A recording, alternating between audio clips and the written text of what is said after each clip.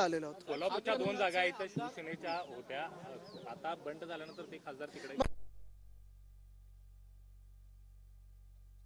मात्र हातकणंगलेची जागा आहे, ही शिवसेना सोडणार का? एक मिनिट, लेफ्ट राईट करतो ना मी. तुम्ही अध्यक्ष महोदयांसारखं मला तिथे वरती बसवलं असं वाटायला लागेल. याच्या अगोदर साहेब श्रीकांत शिंदे येऊन गेले, तर आम्हाला काही फरक पडणार नाही. अजितदादा पवारांचे आमदार आहेत असे गिरीश महाजन म्हणतात. कसं बघताय? आता हे जे गद्दार त्यांच्या बाजूने गेलेले आहेत त्यांनी ह्याच्यावर विचार करावा.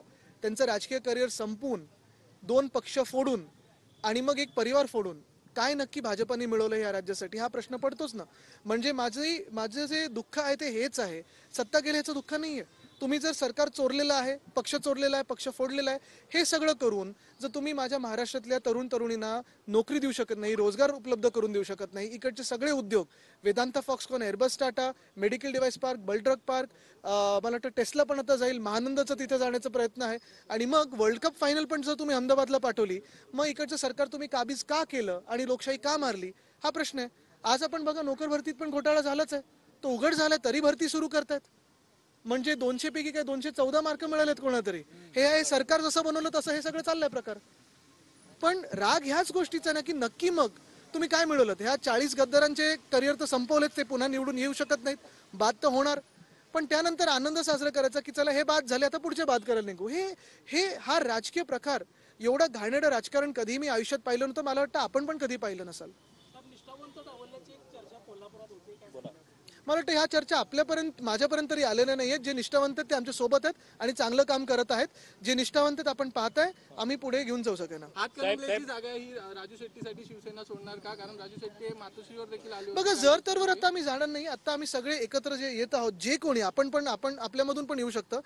आणि येऊ शकतं म्हणजे मी तिकिटासाठी नाही बोलत आहे, मतदानासाठी सांगतोय. कारण ही लढाई नुसतं आमची नाहीये, नुसतं निवडणुकीसाठी नाहीये. आणि मी परत एकदा सांगेन, केंद्रात सरकार कोण बनवेल, कसं बनवेल हा फार नंतरचा विचार आहे.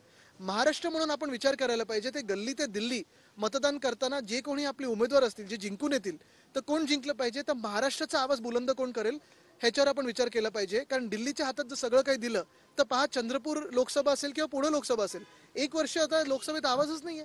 आणि म्हणून तिकडचे विषय इतर लोक मांडू शकतात की नाही मला माहित नाही, पण तिकडचं स्थानिक खासदार नाहीच आहे. साहेब सुनावणीसाठी जी ॲफिडेव्हिट सादर केली होती त्यामधून तुम्ही मुद्दे नेमके काय मांडले होते आणि उद्याच्या निकालावरती ते. मला वाटतं आज पत्रकार परिषद झालेली आहे, उद्याचा निकाल एक महत्त्वाचा ठरेल. पण जसं मी सांगितलं की स्वतःची बदनामी अध्यक्ष करून घेतील की महाराष्ट्र हिताचा निर्णय देतील, हा एक महत्त्वाचा विषय होता. ॲफिडेव्हिटमध्ये काय मुद्दे मांडले ते आता आपण पहा ना, मी आता इथे आपल्या सोबत आहोत, ते पुढे मी बोलत जाईन. आणखी एक शेवटचा प्रश्न. दीपक केसरकर असे म्हटले की आदित्य ठाकरे यांच्यामुळे महाराष्ट्र 7 वर्ष माहीत गेलं, त्यांच्या बालिश शिवसेना फुटेला आदित्य ठाकरे. हो, त्यांना आता आमच्याबरोबर 8 वर्ष राहून त्यांना आठवलं.